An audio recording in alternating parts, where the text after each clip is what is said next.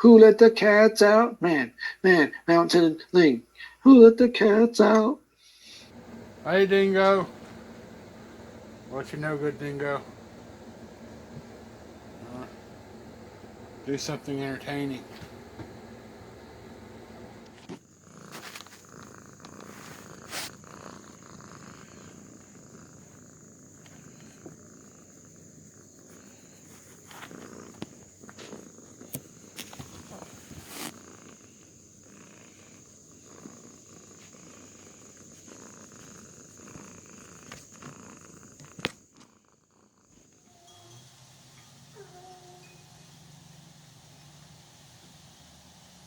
Bob, what you hear, boy?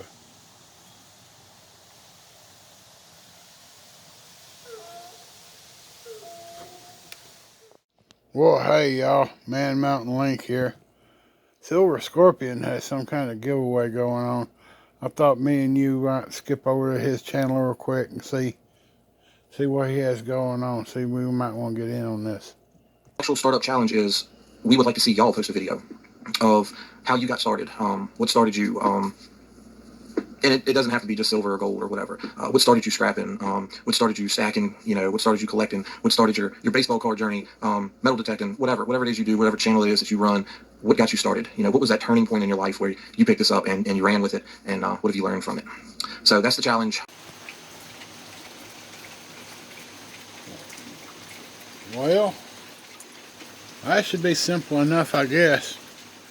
It's raining here in Tennessee. If you hear anything, that's rain on the rooftop. Anyway, back to Silver Scorpion. His question was, why did you start stacking, and what have you learned from it? I guess that's what we're going to say his question is anyway. Well, I started stacking, and I made videos on this. You want to go back and look, about 2 years ago, I got a set of videos. I started stacking back at the beginning of the pandemic. Everything was closed down, so a lot of people was doing their shopping online, and a lot of people decided they would try some puzzles for the first time, and God knows when. And lo and behold, I was the guy to sell them those puzzles.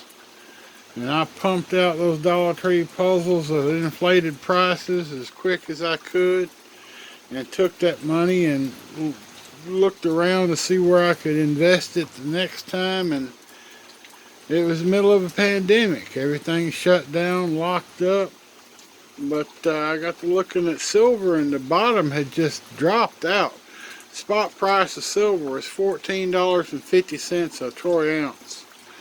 Well, I didn't know anybody back then, so the best I could do was 1950 at a 10 ounce. So I ended up buying a bunch of 10 ounce bars for $195 a piece. Well, after the pandemic eased up some and the price of silver recovered, I sold about half of that and recouped my money. So I liked that, and I got to looking around and see if I could find, silver on the cheap. And the best guy I found was Value Hunter. Miss his auctions. I tell you what, I used to love going in there and getting stuff from him. A lot of it was Mexican silver and this and that, but he always had something interesting. So that's how I got started stacking, is in what I learned from it. And I guess I would say I have learned that the common mentality is that you're saving silver for the bad times. And it seems to me that the bad times are when silver is the cheapest. Unless they're talking about like the zombie apocalypse, right? But if they're just talking about hard luck times, that's when money's tight. That's when the silver seems to be the cheapest. So maybe we should buy it when it's cheap and sell it when it's high. That seems to make more sense to me. Anyway, This is my entry into the contest, Scorpion. Sorry it sucks so bad. Peace out. And if that wasn't bad enough, then things just started to get weird.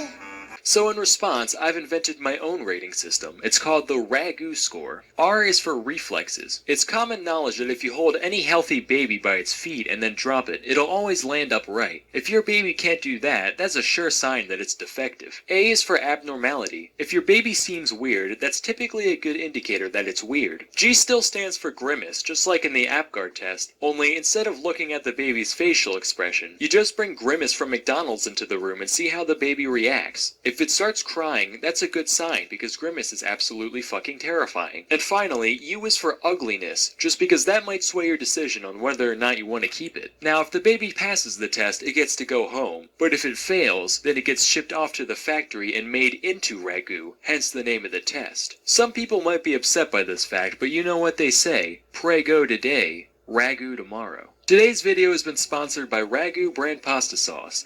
Like the taste of pureed infants? Then you'll love Ragu pasta sauce.